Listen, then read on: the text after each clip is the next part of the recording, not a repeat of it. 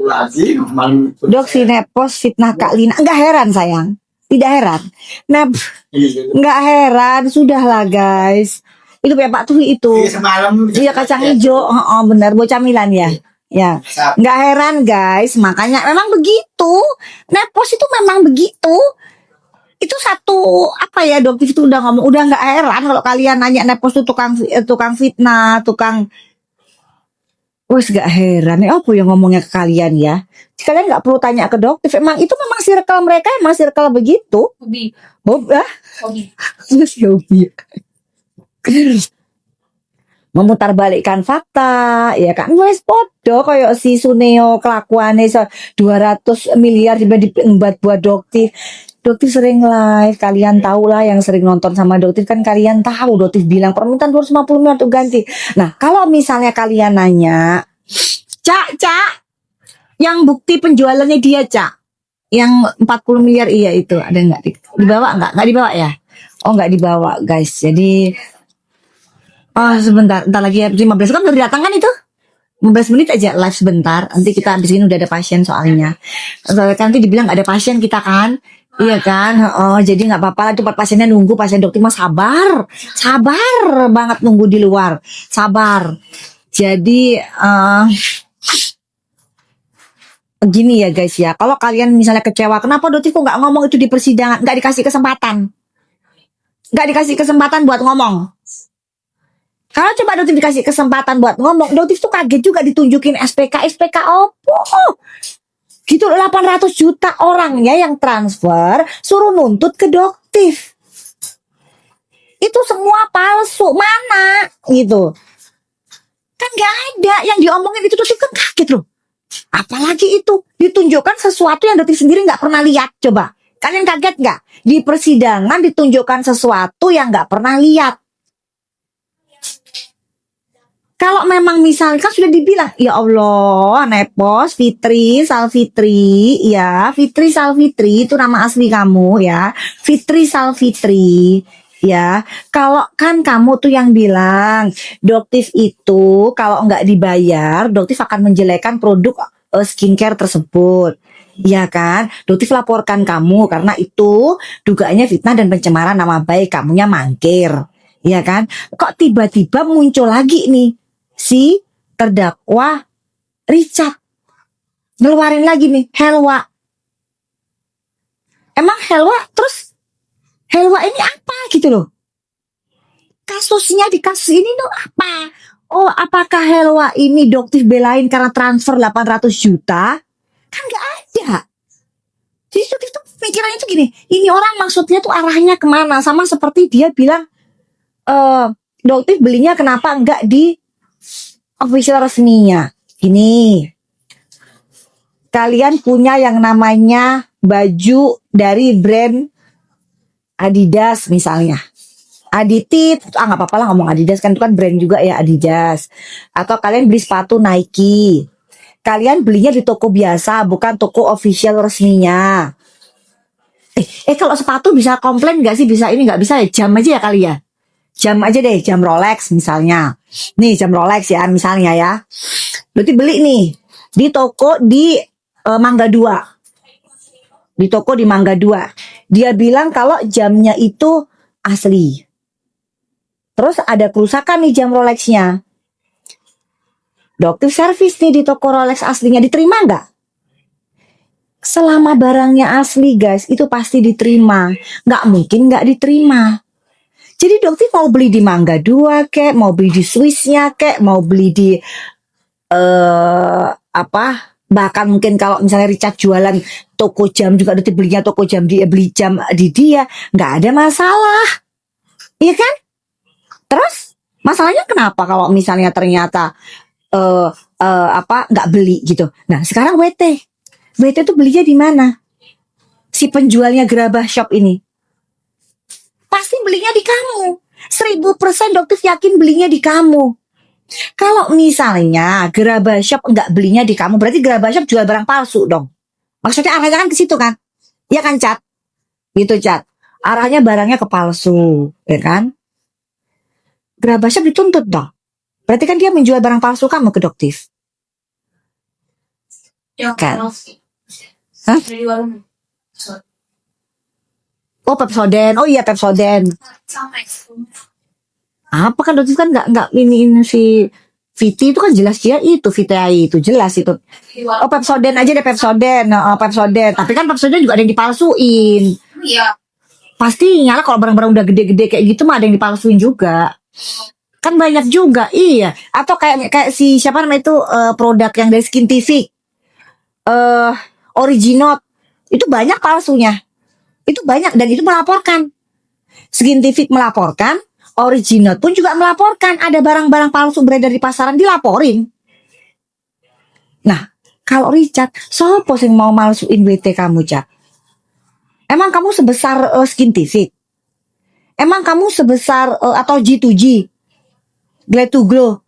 Emang kamu sebesar apa? Gitu. Kok Doktif harus beli di akun kamu? Kan nggak gitu. Oh, yang lain-lain gimana? Begitu kamu sell, ya gini, logikanya gini. Richard ini menjual produk dengan harga yang murah. Otomatis orang yang reseller tidak resmi, kan Richard itu kan nggak punya reseller ya guys ya, dia nggak punya reseller si Richard ini. Nah, terus dia ada yang beli tuh, orang-orang tertarik karena murah. Untuk apa? Untuk dijual kembali. Gitu. Jadi orang ini beli produknya Richard pada saat Richard lagi sell, dijual lagi di akunnya dia. Itu salah nggak? Untuk mendapatkan keuntungan? Sah-sah aja dong. Jadi kalau dari Gerabah Shop, dia menjual produk dari yang punyanya Richard, itu sah. Karena dia belinya pada saat sell, dia pengen ambilin keuntungan tuh. Dia jual tuh dengan harga yang murah, sama seperti Sela Sokia juga ya. Nah, Sela Sokia itu juga sama dia. Dia jual sell tuh. Nah, orang-orang yang pengen usaha dia beli tuh, sama kayak produknya Doktif. Pada saat Doktif jual murah, mereka beli tuh. Akhirnya mereka jual sendiri di lapaknya. Terus, apakah orang yang beli di lapak itu akhirnya dikatakan bahwa produknya juga palsu? Sesimpel itu sebenarnya, sesimpel itu. Tapi karena penggiringan opini dan masyarakat Indonesia ini gampang digiring gitu kan. Nah, tapi kan fakta persidangan nanti akan terkuak. Doktif tuh sebenarnya gemes, makanya gini, Doktif itu ya Allah, kalau harus duduk di terdakwa, ya itu bisa nanya-nanya ke si Richard. Kan Richard melaporkan Doktif ya guys ya. Sampai sekarang nggak naik-naik kasusnya. Terus Doktif takut? Enggak. Kenapa? Di situ Doktif duduk sebagai terdakwa, Richard sebagai saksi. Yang bisa nanya-nanya itu Doktif. Karena Doktif terdakwa. Kalau Doktif sebagai saksi, Doktif nggak bisa nanya, guys. Begitu Doktif di-cut berhenti, Doktif ini tahu aturan. Pengennya ngomong, Cat, kapan lu jadiin Doktif jadi terdakwa? Kan nggak jalan-jalan laporan kamu. Kan kamu paling seneng kalau Doktif itu masuk. Nggak bisa jaga, nggak bisa jualan, kan lu paling seneng. Masalahnya laporanmu nggak jalan-jalan. Nah kalau Doktif jadi terdakwa enak.